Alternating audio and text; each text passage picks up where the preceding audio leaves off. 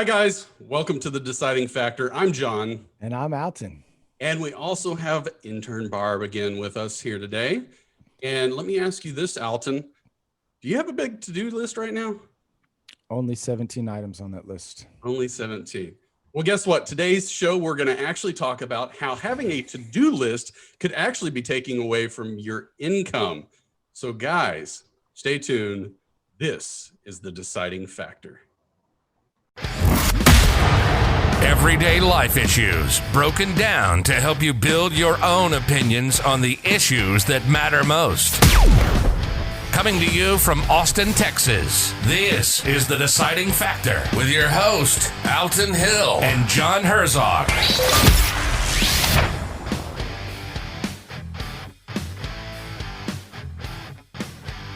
Hi, welcome back. We are doing yet another fun show for y'all today about having a to-do list and whether it's actually taking away from your income. Now, to help us walk through this, we actually have a special guest. But before I tell you about him, make sure you click like and subscribe to our channel and podcast and follow us on social media. We'd be glad to have some crazy conversations with some of y'all like we have in the past. But Jarrod Haning, he is the guy who's going to show us how this works. Now, Jarrod is really kind of described as this guy, when you go through a corn maze and you don't know which way to go, whether it's left or right, up or down. But then at the end, when you step on a ladder and you can just see everything very clearly and how you're going to get through, that's in a sense what Jarrod does for business owners. He helps by teaching them to think on that higher level and be able to see the whole picture suddenly, and the obstacles just seem to disappear. Now, what it all comes down to is one thing he always teaches, and that's a breakthrough in your business will first happen as a breakthrough in your thinking. So he is an award-winning speaker and has been featured on ABC Nightline, spoken on stage all across the country, has clients all over the world, delivered 4 TEDx talks related to mindset performance, and been chosen by TED Global as the featured speaker of the week. He specializes in a Nobel Nominated process of teaching you how to think at a higher level and allows you to access different parts of your brain on demand. As a result of this training, most of his clients go on to double their income by purposely working half as hard. So his background is actually a classically trained musician, has equipped himself with a unique set of tools for leveling up your leadership. For recreations, you'll find him flying, skydiving, or mountain bike riding. And one of the most odd stories, I would say, and we're going to throw him under the bus for this, is he actually won the World Tickle Championship in the 5-year-old category. Now, Jarrod, let's classify. Did you actually win it as a 5-year-old or a 30-year-old? Oh, I was full grown, but he was 5 at the time. Yes. Yep. Yeah, gotta jump back. How is that legal? Go ahead. Hey, man, it's fair game. When it's bedtime, it's fair game. Whatever it takes to get him ready for bed. Fair game. Yeah. Oh, I love that. I was actually my 6-year-old, and welcome to the show, Jarrod. My 6-year-old is learning the different sounds on how to read. So today she was trying to figure out the SH sounds. So she came down and I'm like, hey, did you finish it? And she's like, yeah. And I'm like, okay, well, tell me a word that starts with that sound. And she's like, shoe. And then I started tickling her and I made her name off like 5 more words while I was tickling her. I'm like, this is good dad stuff right here. Because if you can think about words that start with SH while you're being tickled, you're probably going to win in life. It's pretty good. It's pretty good training. Good job. Good job, Dad. That's what happens when Alton starts homeschooling. Now, Jarrod, I must say, that message you sent us that you allowed me to post all over the world, that was pretty fun. We've never had somebody that reached out to us like that. And I mean, right away, it was like, okay, we got to talk to this guy. This is awesome. So we're glad to have you, because after after that, I did talk to you, and you've got some crazy knowledge and some topics that I don't fully agree with. So I'm going to go on record right off the bat and say, I think you might be full of it, but we're going to dig in. This is a hostile environment. Do you treat all your guests like this? Yes, definitely. And I work in the HR field, so I'm used to it.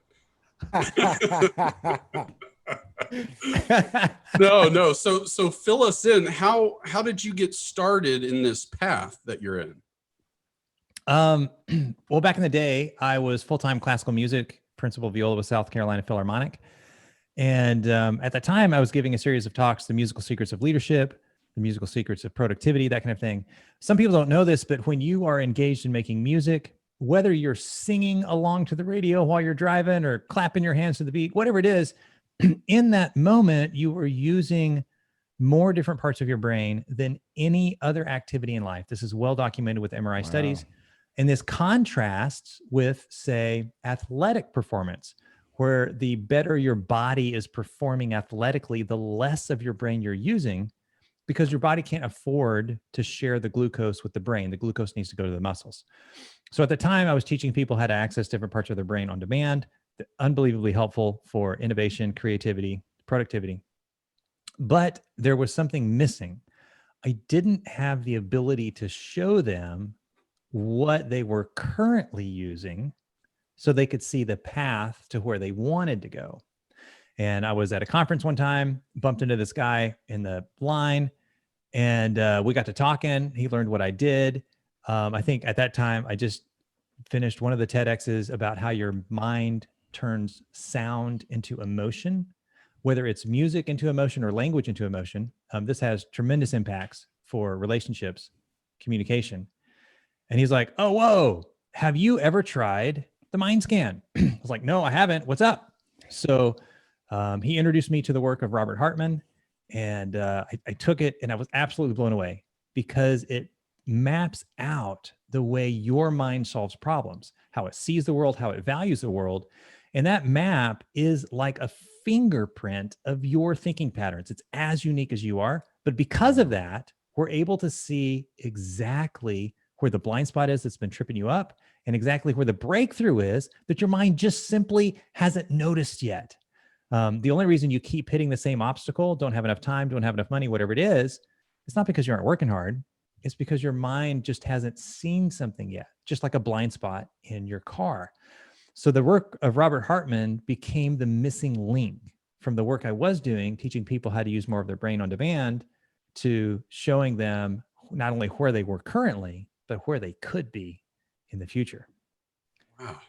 So, this is a strange topic, to be honest with you, because when I was in both my bachelor's and my master's teachings, right off the bat, it comes to organization, staying organized, staying focused, having your tasks.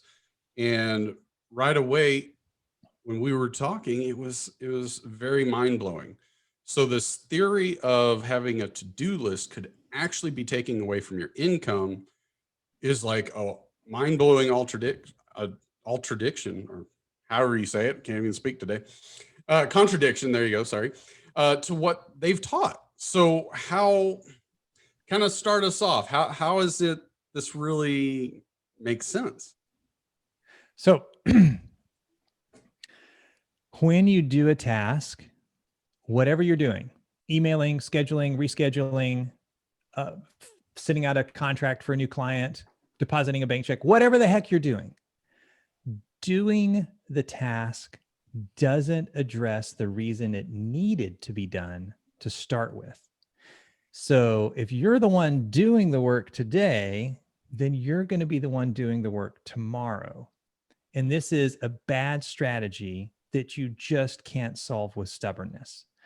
If you're driving to your friend's house, he's in a new town, new location, and after a while you got that voice, it's like, we should be there by now. Are we on the wrong road? Did we pass the house? Have we not gotten there yet? You start to get that voice. Driving faster doesn't fix being on the wrong road. When you're in the corn maze and you don't know if you should go left or right, running faster doesn't fix going the wrong direction. Unless you can go through the wall. Unless you can just run through the stalks like Children of the Corn. Or there's a couple other good Signs. I don't know if you saw that, Mel Gibson. Yeah. Yeah. But when you stand on the ladder, you can see the whole picture, and now there's no mystery. So the to-do list is like that. It distracts you with dopamine. You check something off your list, you feel like you got something done. Tomorrow, you get to check it off again. You feel like you got something done. Never mind the fact that you're doing the same thing day after day after day. It's a distraction. You're not actually moving the ball forward. To make it worse, some people's thinking patterns, the way they make sense of the world, is that action gets results. Take more action, get more results. Take more action, get more dopamine. And this is why their to-do list always has more on it than they have time to get done, because their brain is looking for that hit. It's looking for action to take. But having more on your to-do list than you have time to get done puts you in that situation where you're working harder and faster to clear it up. And at the end of the day, it feels like you just spent your day doing somebody else's job because it didn't move the ball forward. Now it gets worse than that. Worse.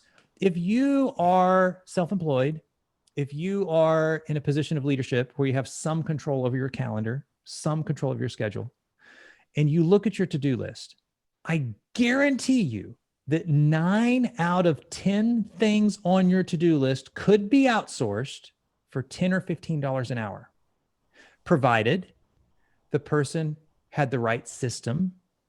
There was an ABC process that was so simple a monkey couldn't screw it up.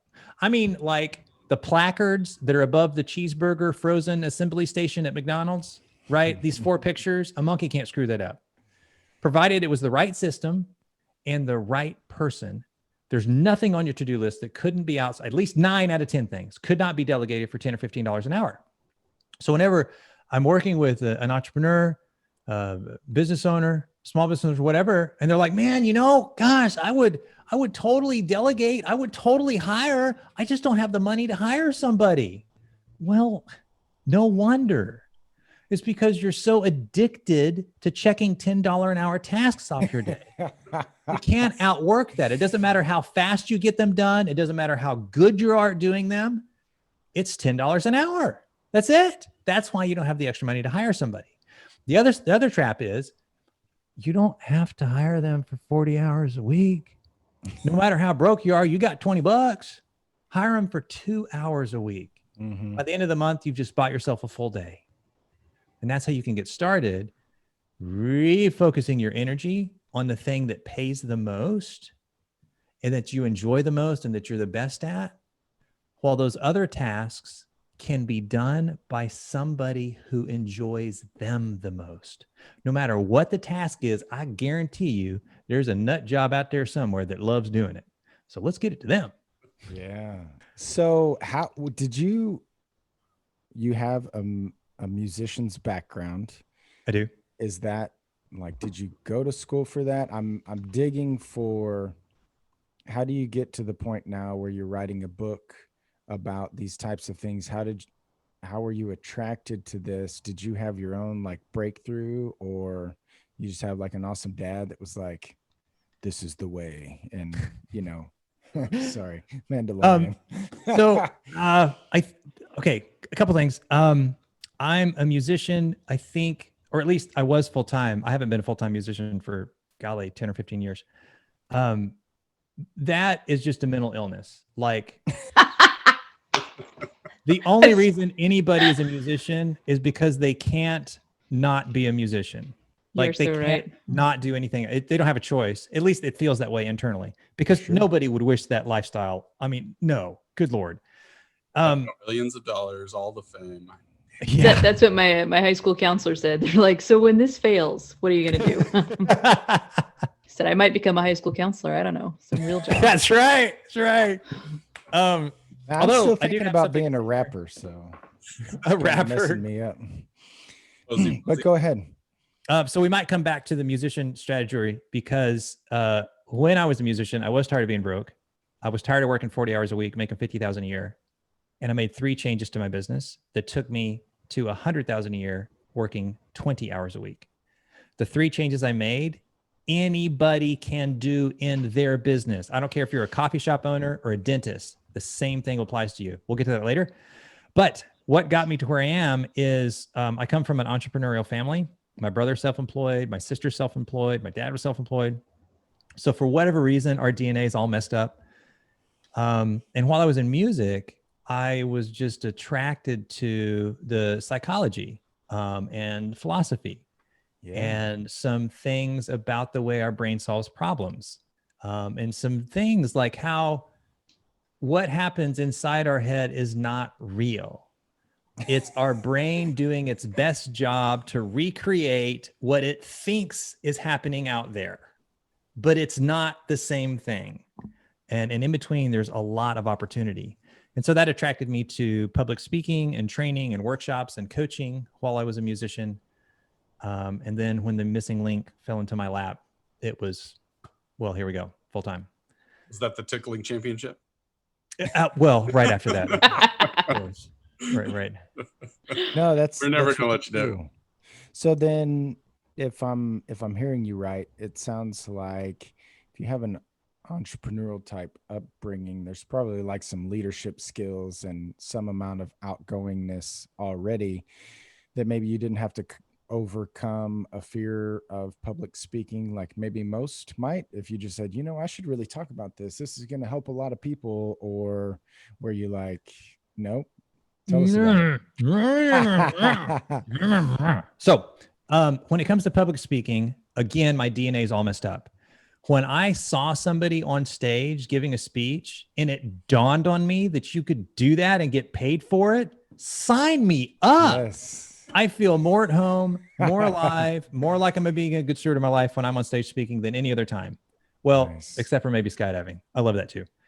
But when it came to playing a solo in classical music, stage fright galore, petrified, terrified, shakes, mind all locked up, frozen, couldn't do anything. This went on for 9/10 of my professional career as a classical musician. The very thing that I was trained to do, I could not do in the very moment that it mattered the most, till I found out how to break through. And I'm telling you, it's not imagining the audience in their underwear. It's not making sure that you've prepared enough. And it's not eating a banana before you go on stage. There is something that actually works. If you want to talk about that psychology, happy to. We can dive into business for freelance musicians, or why it's true that your to-do list is killing your income. I want you You to seriously tell can't me, stop there, though. Like, you have to Yeah. tell us what the thing was. You're Oh, killing I us. got to tell now. Small You got to Yeah. tell now. All right. We'll give you permission. Jared's Okay, marketing good. skill. If you're listening and you're a business owner, Jared's marketing skills are like so on point right now. I almost can't stand it. Keep it going, man. Keep it going, yo. All right. This could be a long episode, or we'll have to come back for another. Get your coffee. So this applies if you are avoiding a hard conversation. By the way, the litmus test for your success is your willingness to have hard conversations. If you're avoiding a hard conversation, if you're terrified of speaking in public, if you are terrified of taking piano lessons because you're 40 years old and you feel like you're too old for it, whatever the thing is that you realize there's an uncomfortable emotion attached to it. When that happens, as you know, you cannot talk yourself out of it. You can't reason or rationalize. It doesn't make sense. That doesn't make the fear go away.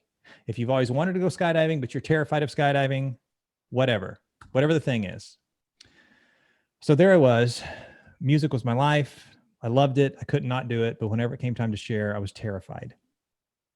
Shakes, played horribly, brain locked up.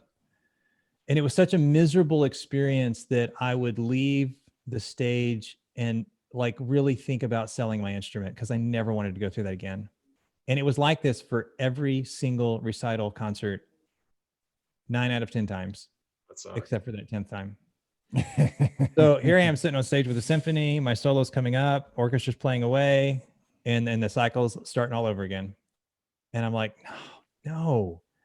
And it dawned on me, because at that time I had been speaking and teaching the musical secrets of leadership language, communication, persuasion, all that. It dawned on me, what if I just practice what I preach? I don't know why I hadn't thought of that before. Whatever reason. Cobbler's kids have no shoes. You know how it goes. So I just did what worked. And here's what works. When you're in the cycle of fear, stage fright, paralysis, whatever it is, you're in a game of tyranny. What I mean by that is you have this idea that you're going to do your best. You're going to give the perfect talk or play the perfect music, or you're going to play your best or perform your best. Like you have this thing that's really important to you, and you're going to do your best because it's so important and you care about it so much. And of course, wrapped in there is plenty of avoid looking bad and try to look good, and maybe they'll be impressed and all this other stuff, right? And then you have this idea that, you know, if I'll do that, then I'll feel good. But it's tyranny, because this is a world that doesn't exist. There is no point that you have done your best. As soon as you get there, you realize it could have been something else. There's no point that's perfect. As soon as you get there, you realize it could be something else. It doesn't exist. You're withholding from yourself the very thing you need to succeed as a human being for something that doesn't exist. It's like holding your breath and wanting to breathe. You can't. It doesn't work that way. So this is what works. The only reason you have the problems you do, can't stay on the diet, can't get your kids to behave, can't make enough money, don't have enough free time, whatever the problem is, the only reason you have those problems is because you don't have bigger problems. My friends that try to fix their diet are on again, off again, on again, off again. Why? Because their health is their problem. Grow up. My friends that have decided they're sick of being a couch potato and they're going to finish a triathlon this year, no longer struggle with their health and diet. And it's not because they're super disciplined. It's not because they're super focused. It's not because they're different willpower. It's because they're up to something bigger called staying alive for 120 miles. And because they're up to something bigger, it taps into a resource in their brain that they can't tap in any other way. While they are training, they are not even aware that their town has donut shops. After their training, well, they'll meet me at the donut shop for a donut and coffee because they're up to something bigger.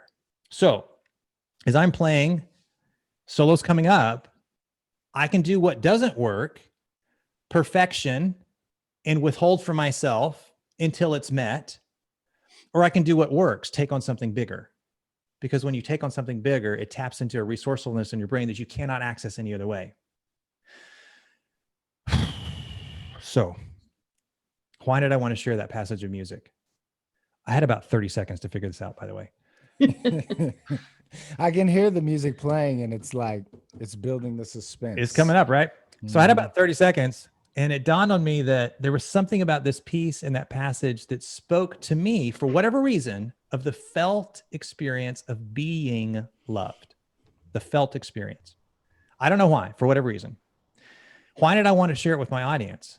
Well, duh, because I wanted them to have that too. Now I have a bigger problem. Getting the notes right, that's small potatoes.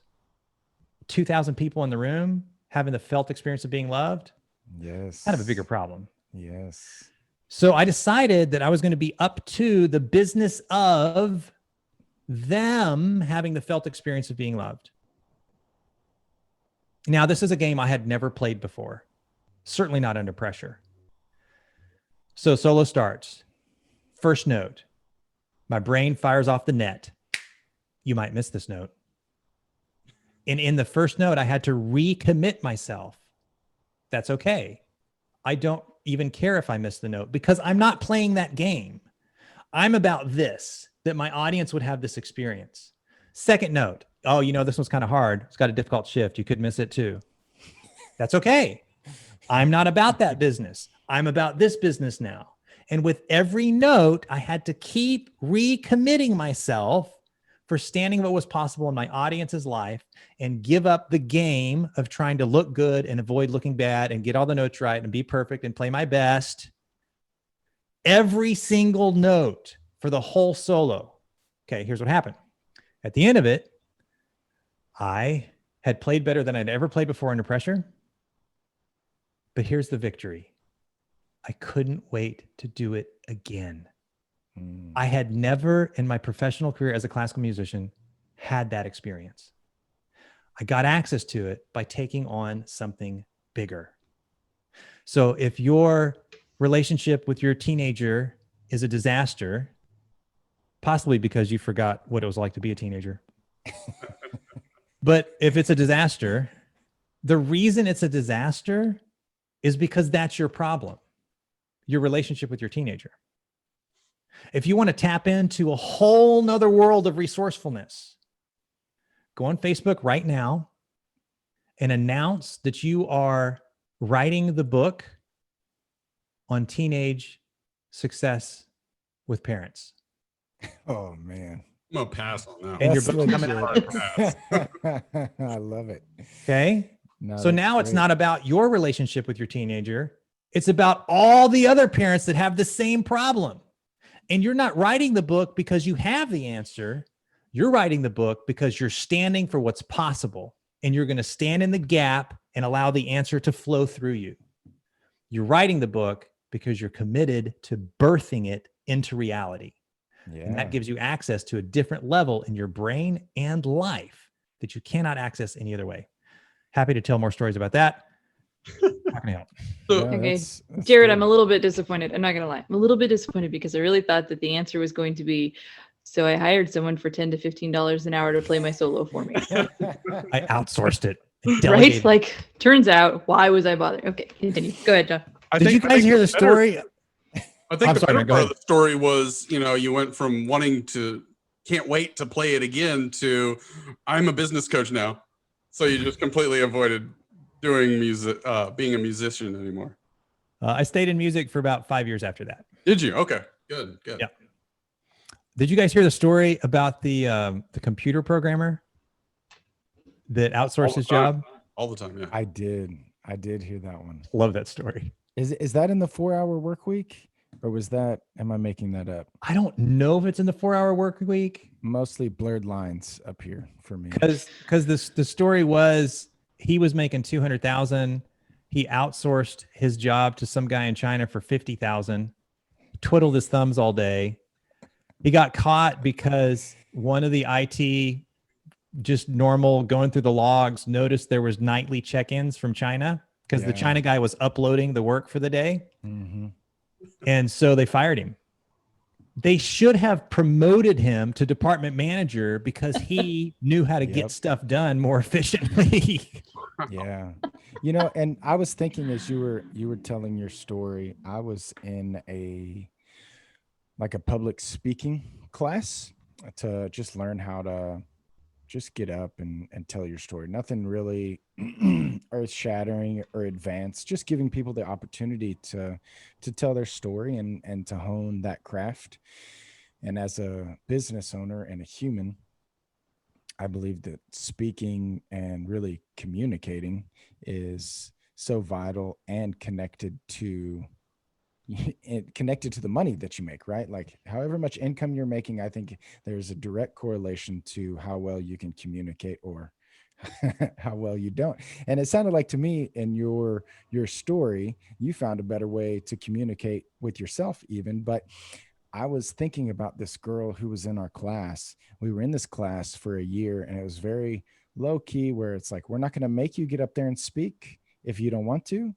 But anyway, when she finally got up and told her story, I would still say if I was critiquing her skills as a speaker, still a white belt. Hadn't, got it all figured out. But I can't even believe I'm going to say this on a podcast. Anyway, I don't cry really when things go bad. This girl moved me to tears in front of like all of these business coworkers. And I was just like, man, what is happening? She's not even speaking, like delivering it well. But I think what you said, Jarrod, is like she had found a reason to speak and move over that fear, because like her speech was about a lot of her childhood and her struggles of not being enough. And so this was an area that she was like, I have to conquer this. I have all these reasons why I shouldn't, but I'm going to.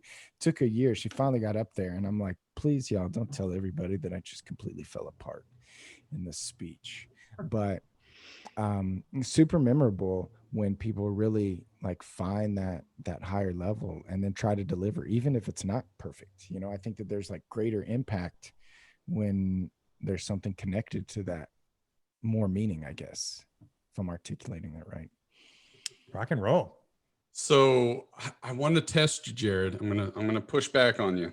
So based on what I heard, it sounds like instead of having a to-do list of these normal everyday things, you want us to take that to-do list and make it bigger and harder, is virtually what I'm hearing. Is that accurate? Well, the answer to the to-do list question is that doing the work doesn't address the reason it needed to be done. So this is a strategy that cannot be solved with stubbornness.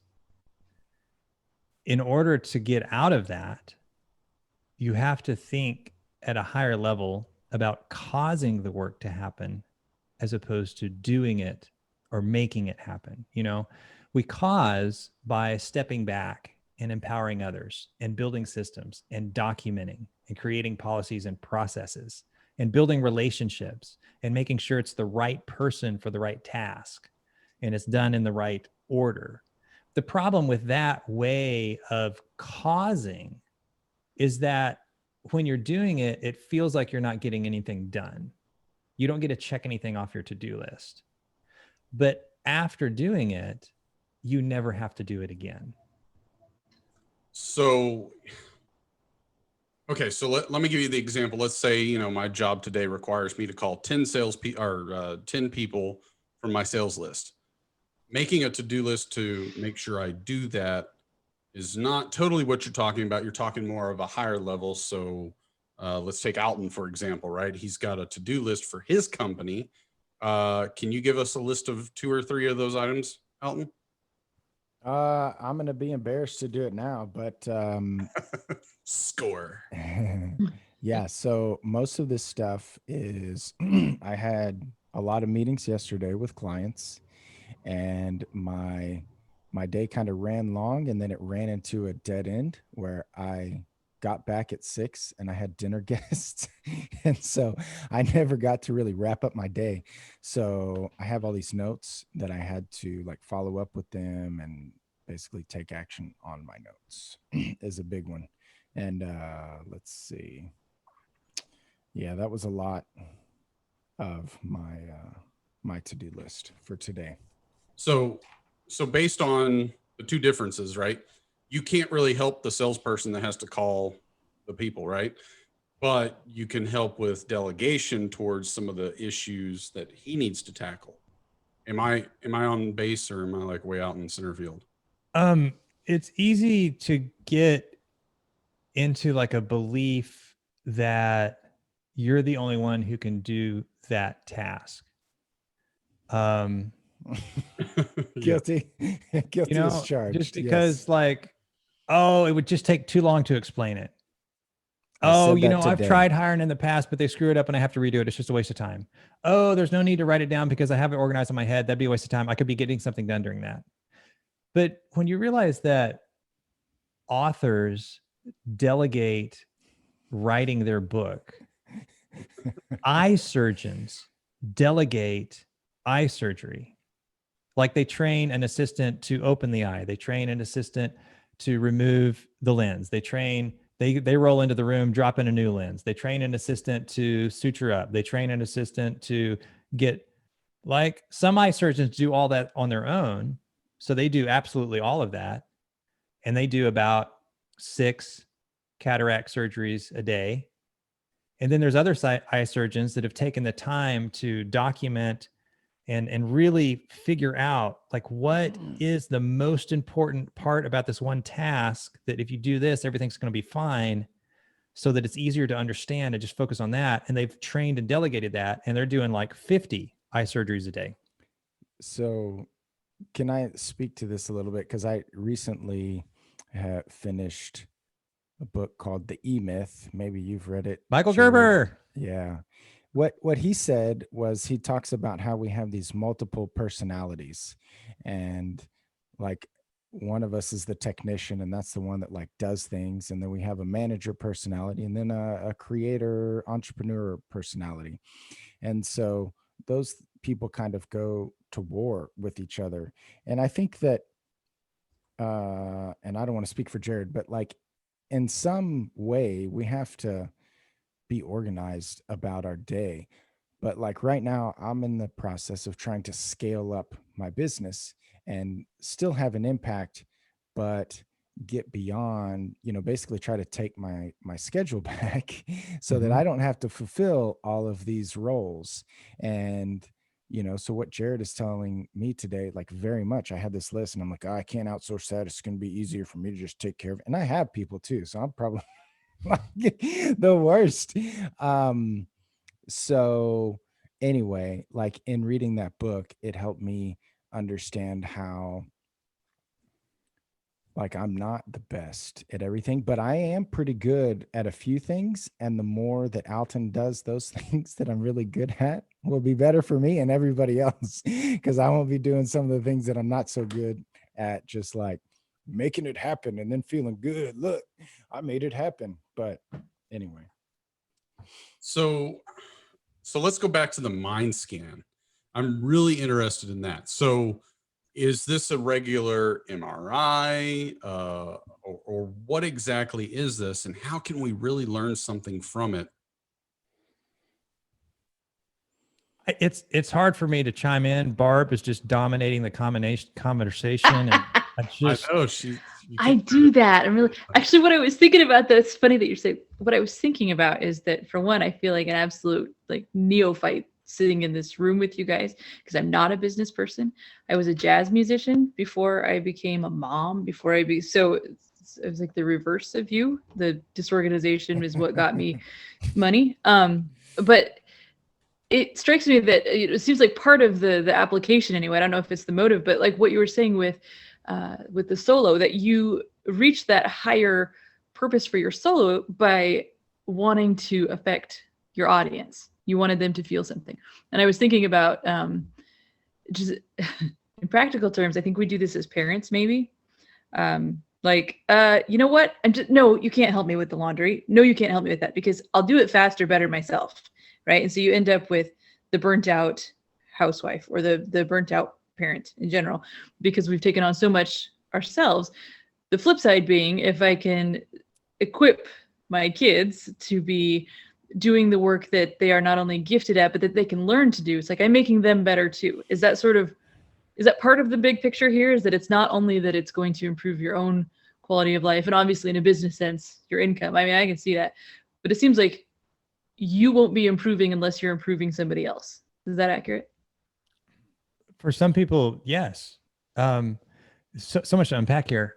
So we're going to touch on mom challenges, kids. We're going to touch on mind scan and the role having that map plays. If you guys are listening, and Barb was talking about being a jazz musician, and you haven't been a musician, the difference between being a jazz musician and being a classical musician is this. In classical music, if you play a wrong note, it's a mistake. But if you play the wrong note twice, it's jazz. That's right. And if you do it for years, yeah, I'm just saying. Okay, so I'm going to start with the mom thing. About your jabs with her. She will fight back. We've had to reprimand her at least once already. So. One time. It was one time. It was one time. Oh, man. So had a mom. This gets into the mind scan too. Had a mom. Her business during the day, she was running a multiple six-figure profit business in the author space. And she would come home, and she had 4 little kids, all below the age of 8. She would come home and she would be busy doing domestic stuff. I mean, somebody's got to cook and clean and prepare and clean up and shower and go to bed and get to stuff for school. And right. I mean, right. It just takes a lot of stuff. And when they're below 8, it's like having a blender without a top. It's just cheese. So there she is. And she's doing all the normal stuff that normal people do. She's trying to ask her spouse for help. And she's in that cycle of, well, maybe if I say it this way next time, or, well, maybe if I use this word, maybe I should try before he goes to work. Now, he's a great guy, very supportive. That wasn't the problem. But for 8 years, conversation's not working. She's coming home and she's not present with her kids. She's busy while they're growing up in the background.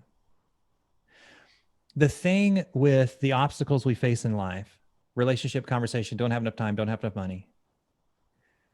You're already doing everything you know to do, which means working harder isn't going to make a difference. Trying harder won't help, or it would have by now. Number 2, everything you're doing seems like a good idea, which means working smarter isn't going to help either, or it would have by now. The breakthrough in your situation will first seem like a bad idea. And the problem is you can't read the label from the inside of the jar. But she takes the mind scan, gets your thinking patterns mapped out, is able to see right away the blind spot that had her keep running into that obstacle, is able to see the breakthrough and the way to get there. She takes that insight, the way her brain was solving the problem, and that understanding allowed her to go back to her spouse, have the same conversation she'd been having this whole time. But now her spouse heard her. He understood. And in that conversation, it printed 10 hours of free time every week for her to be present with her kids. Printed that time that she had not been able to before, because remember, we only hit the obstacle because it's a blind spot. Our brain hasn't seen something about it. Now, with this excitement, she takes the same concept to work. Even though she ran the company, her mind hadn't seen this yet. So she takes it to work, has a conversation with her staff, prints 30 hours of free time. Alton. Amen. I'm Prints listening, 30 preacher. hours of free time to work on her business and get out of operations working in her business. Mm-hmm. Now, this process is not a medical device. It doesn't strap to your head. It is an assessment. I hate saying that word because as soon as I say assessment, people think of DISC or Myers-Briggs or Strength Finders or Enneagram or... That is what I was thinking of. Totally what I did. Right? Yeah. Right? 100%. Here's the problem. Those are questionnaire based. And as long as you're answering questions, your subconscious is gaming the system. Oh, I think they're getting at this. Well, I'm working on that. I'm going to be better at it next year. So I'm going to go ahead and put it in. Well, if you go see the doctor and he rolls in the room with somebody else's test results, so self-reporting error is not useful. 2, they label and compare. You have this trait. 25% of the population has this trait. It sounds interesting, but it's not helpful. If you went to the doctor and the doctor said, you have this condition, but don't worry, we have a 25% success rate treating it. Not helpful. We need to know what side of that line you're on. Robert Hartman's work maps out the individual's thinking patterns. It is as unique as they are. And because of that, we're able to see exactly what's been stopping them all this time because it made sense in their head and exactly the thing their head hasn't thought of yet. They're able to get out of the jar and finally read the label. So tell me, if I have my mind scanned today and then I keep doing my best to improve my patterns and systems and whatever, like 12 months from now, if I scan my mind again, what would you expect to see in those results? The catch is if I spent that time working on systems. The assumption is if you took the scan now, the assumption is that your brain would be prioritizing action over planning, over relationships. Now, if your to-do list has more on it than you have time to get done, and it's just kind of always been that way because you're a go-getter, you're an achiever, odds are your brain probably does prioritize action. It probably does, but we don't know. There could be 1,000 other things. Maybe the way your brain understands systems and process isn't naturally as quick as somebody else's. Maybe they naturally see it deeper. We don't know. We don't know. We just have to take it. But let's say that it was, then you would, I don't know why my phone's ringing. Jeez Louise. Okay. Me, I'm calling. What's that? It's me, I'm calling you. Okay. John, wrap it up, Jarrod. Wrap it up. We got to go. Got a 5-year-old tickle championship to win. So if it was, then you would actually have to practice thinking that way. You would have to get that groove in your head. The problem with getting that groove in your head, though, is that if it made sense to do, you'd already be doing it. It's going to feel like a bad idea. It's not going to feel comfortable. There's no dopamine there, but there is freedom. There is free time. There is more results and greater fulfillment. Most people fail at that because they're battling their own wiring. It's like, what was that? Short Circuit? Johnny is alive, something like that. Yeah, Johnny 5, whatever his name was. He had to rewire himself. Yeah, it's like that. Thankfully, there's a couple shortcuts. Mindset push-ups is one. Mindset push-ups rewire the way your brain solves problems, just like a physical push-up rewires the way your body metabolizes food. So mindset push-ups, really quick. That's an easy fix. There's a couple other easy fixes, but I guess what I was asking though was you kind of made it sound like a fingerprint, like it's very individual. It doesn't matter how hard I work on changing me or anything, like my fingerprint is going to stay the same.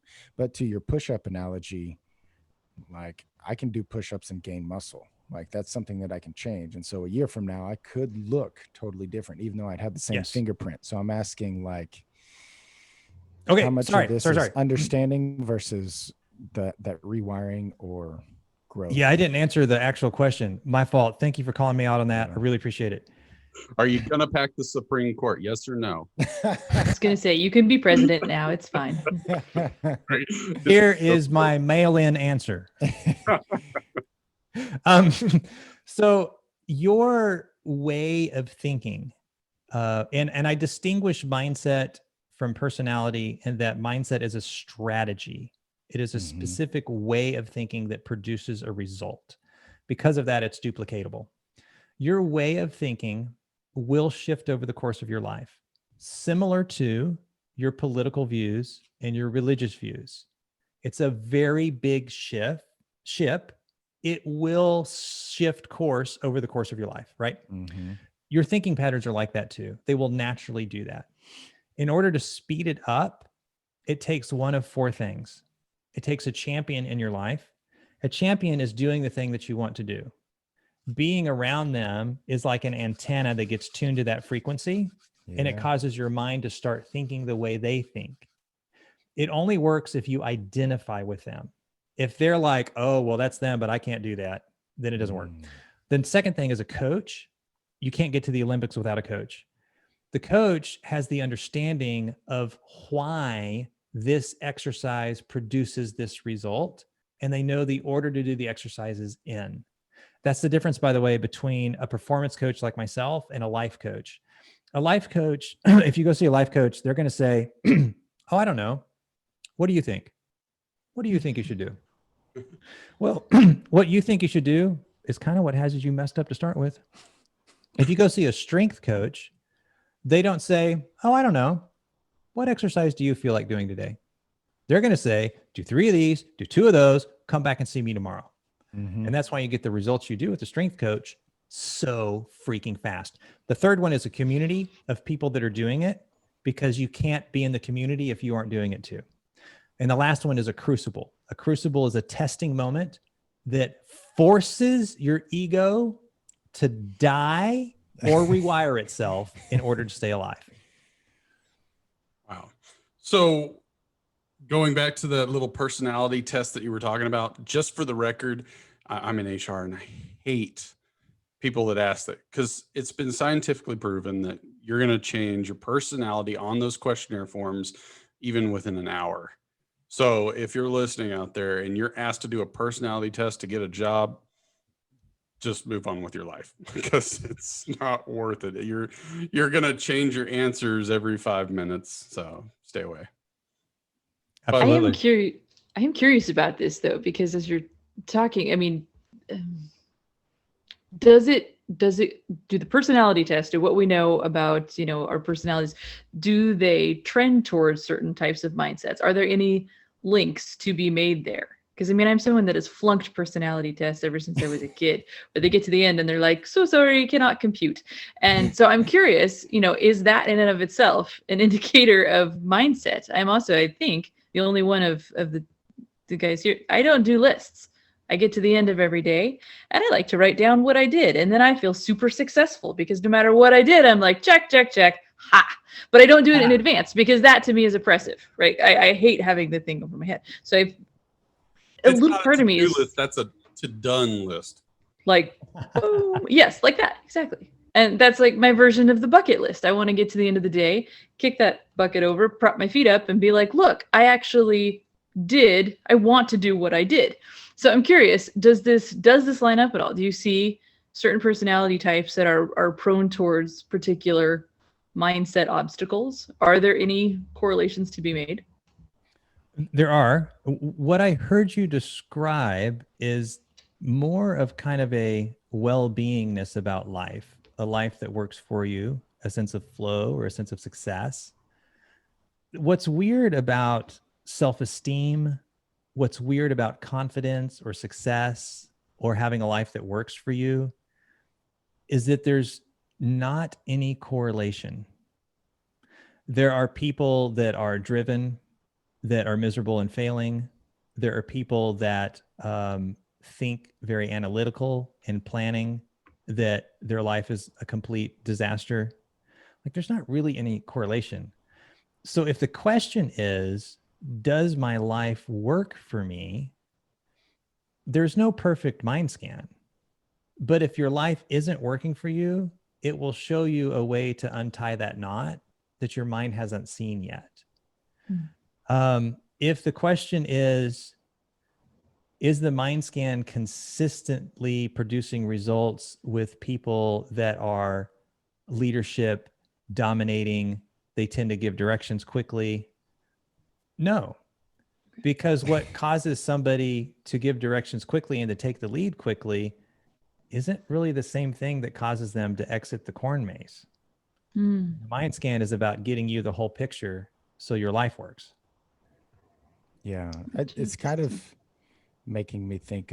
Another book I recently finished is all you do is read a book? Maybe that's why. Jeez, Elton. Look, there's two things. Well, I'm allergic to lines and waiting. Can't do it. Amen. Yet, Preach. the other thing are commercials. Mm-hmm. So I can't do commercials. So I have to do Pandora, which is good for me. Sometimes it gets me, feeling good. And then the other thing is audiobooks. And used to, when I had a regular job, I was commuting an hour each way.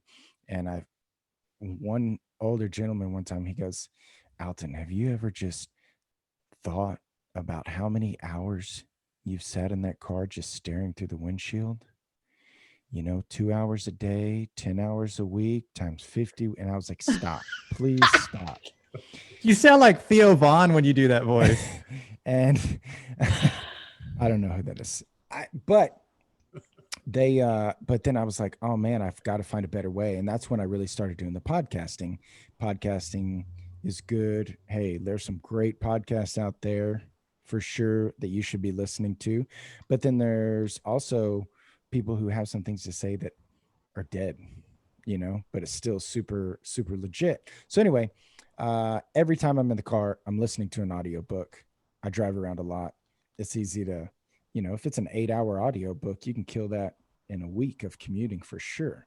So anyway, as I was saying, Psycho-Cybernetics, it's a book about your mindset and like what can allow you to have a mindset shift, and somehow the things that you think might help you grow don't actually help you grow, and why that is. Anyway, it was super enlightening to me.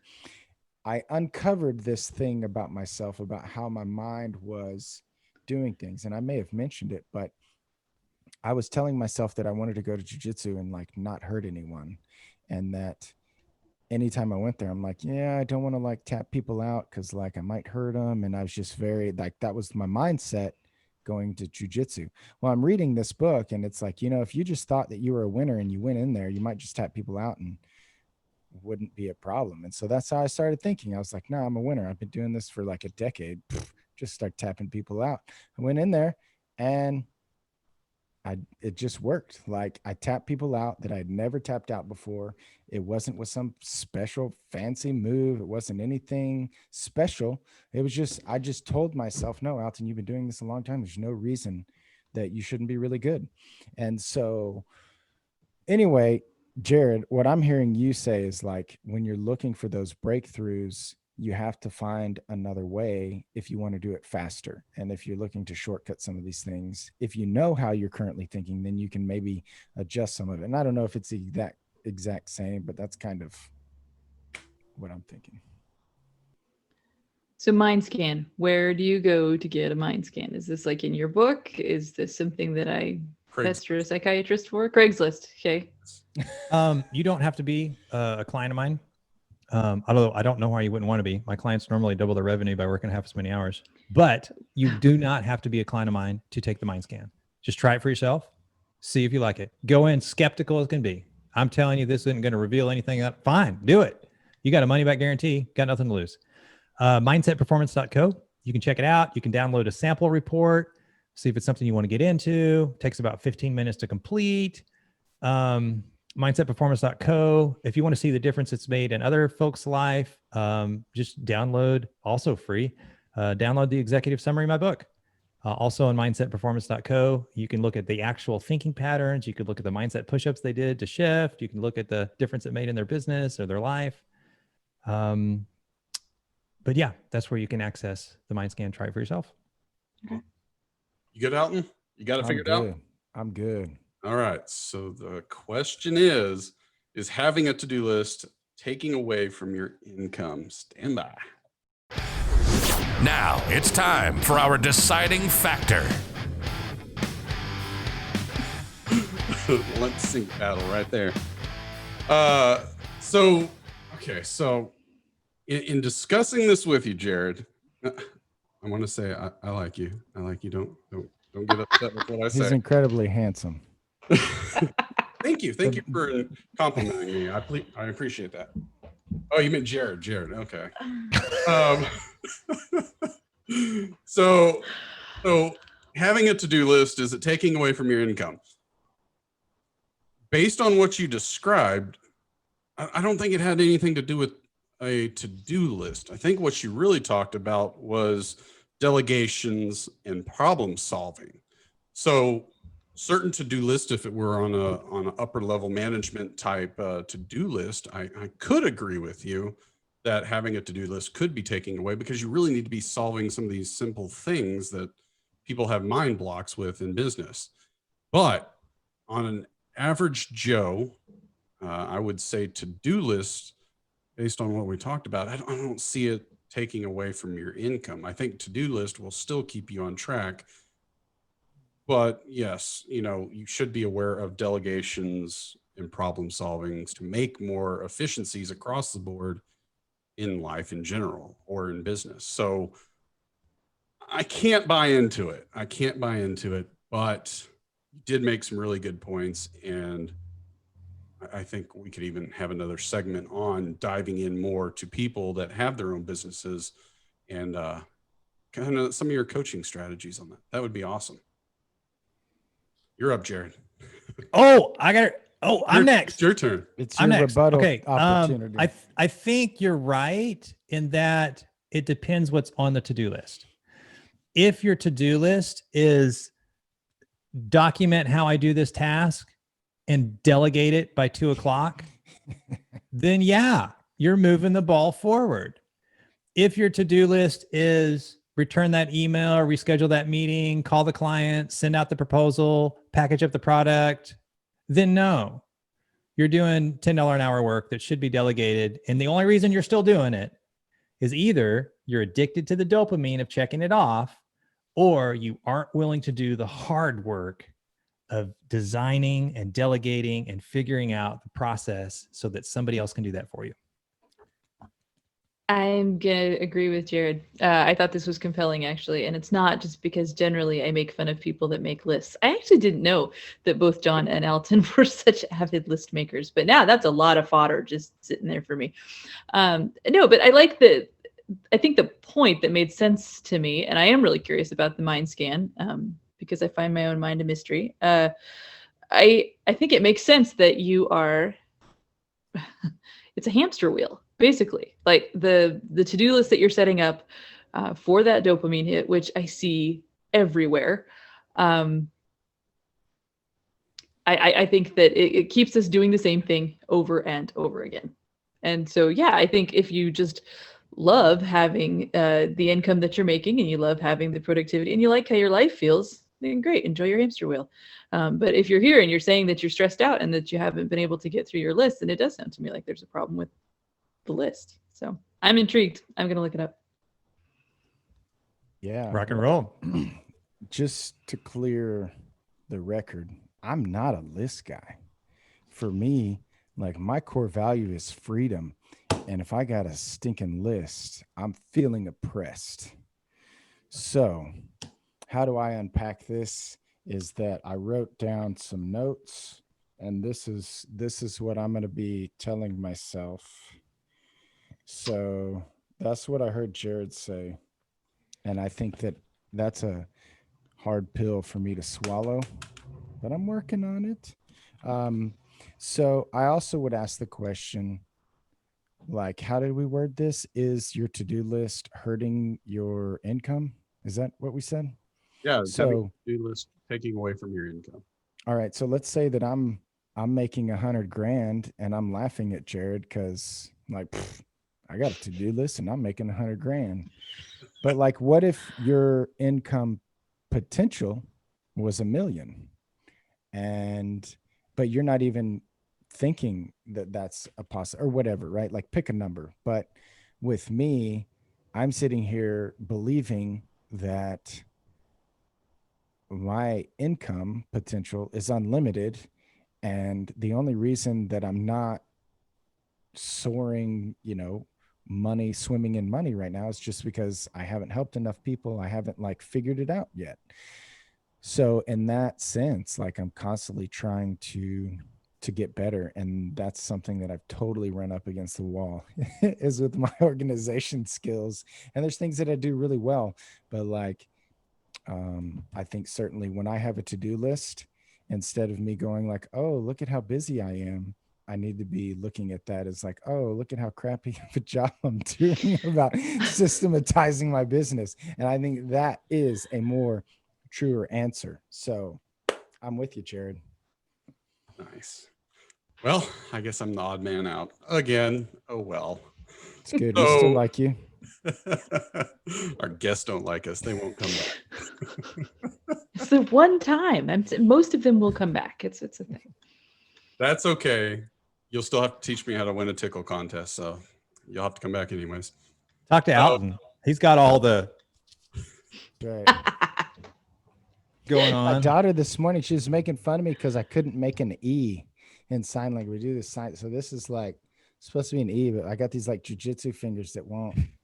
Yeah, you do. They don't bend anymore. And they're like, Dad, that's not an E. I'm like, that's as good as that E is going to get. All right. Claw. So Jarrod, for our listeners, it looks like you kind of mentioned it already, but you have a gift for the audience, but also tell us how they can get a hold of you if they want to learn something from you. Hit me up on the socials, the Book of Faces, the End of Links, the Two of Ubes. Available. Jarrod Haning, Haning. Happy to converse. Send me a message. Happy to help however I can. Free gift for the audience. Download the executive summary for my book for crying out loud. It's got the thinking patterns. It's got the exercises. It's got everything you need. Won't cost you a thing. Now, can you give us a brief summary of what we can find in that book, Thinking Patterns? The less you work, the more you make. If you need me to say it with more words, if you're doing the work, you're falling behind. Ooh. Fair enough. What about you, Love Barbara? it. I'm going to quote him all week. Every time I get a call about this podcast, I'm going to quote you all week. Well, Jarrod, it was fun. I do think we're going to have you back for another fun round that you can make me feel embarrassed. Whatever. Hey, we had some good awkward moments on the show. I think it's a win. Pinky's out, no doubt. And don't forget, TDF stands for the deciding factor, not the Tour de France. Sorry about that. My bad. Don't forget to like and subscribe. Absolutely. Guys, thanks for tuning in. Everybody, say bye. Bye. Bye. This has been another episode of The Deciding Factor, giving you food for thought on real life issues. Be sure to click, like, and subscribe to this podcast, as well as all your big social media outlets, Facebook, YouTube, and Instagram. Don't forget to check out our website at thedecidingfactorpodcast.com and give us comments and feedback. Until next time, stay safe and remember to keep an open mind.